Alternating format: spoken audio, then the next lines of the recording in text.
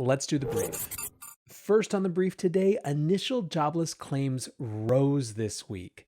Every Thursday, we get the jobless claims reports, which give us a picture of the economy as it's being experienced by the average sort of worker. Economists expected there to be 840,000 claims this week, and instead we got 870,000 claims, which was 4,000 more than last week. Now, the total number, aka continuing claims, fell, but it fell by less than forecast, and that number is still twice the high from last recession.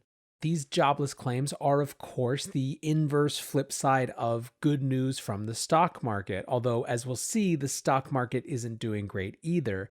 And more than anything, it suggests that perhaps we're in a different phase of the quote-unquote recovery. Ryan Sweet from Moody's put it like this. He said, "We're getting to that point where the easy hiring is behind us.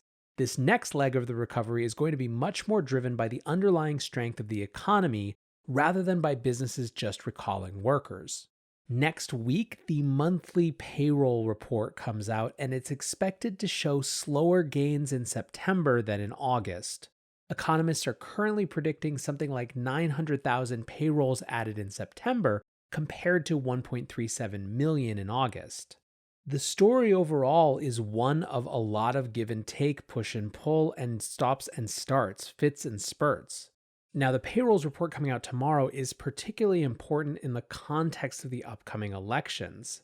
I think that if we do see slowed growth in jobs, you're going to see incredible pressure grow for more stimulus of some kind. As Sven Henrik has said, no bull market without stimulus. Next up on the brief today, let's look at the return of lockdowns, and this obviously has dramatic implications for the future of those jobless claims numbers. So what's happening? We are seeing the emergence of more restrictions, particularly in Europe. The Wall Street Journal featured an article this morning called "Europe Fights Second Wave of COVID-19 Without Full-Blown Lockdowns." What's been happening is an increase in coronavirus cases. The 7-day rolling average of confirmed cases per 100,000 people is up significantly in the UK, France, and Spain, with a significant resurgence in the last month. Now, within these countries, cities are trying targeted local interventions, things like 10 p.m. curfews, limits on social gatherings. In the UK, there are currently about 13 million people who are under some form of restriction. And while there have been some successes like Aberdeen and Scotland who are able to reduce infections sufficiently to remove restrictions, others have seen much patchier success. Perhaps more concerning, however, are places where the resurgence is severe, such as Madrid, where 23% of tests currently are coming back positive, where they're seeing 11,000 new cases a day, and 1 in 4 hospital patients is there with COVID. For the next 2 weeks, the 860,000 residents of that city can leave only to go to work, to go to school, or go to the doctor. They've also banned gatherings of more than 6 people.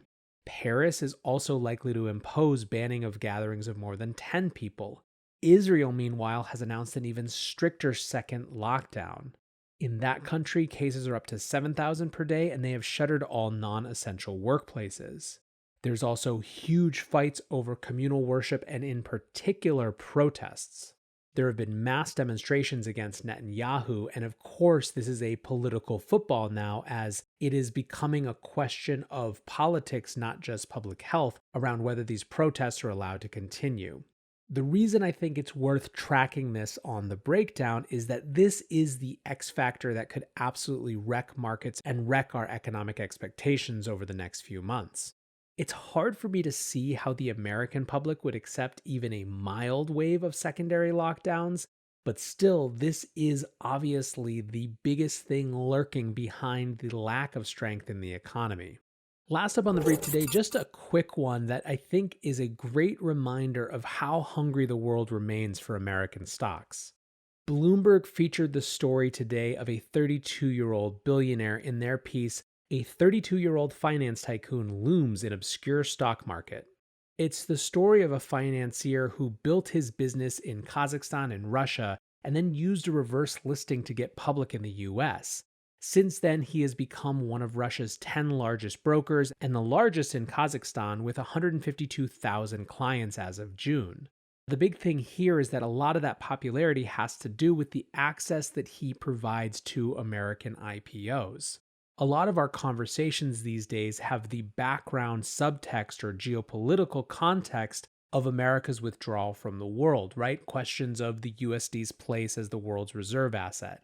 However, stories like this are reminders of just how much the rest of the world covets American markets. It's a really interesting one. I recommend you go check it out.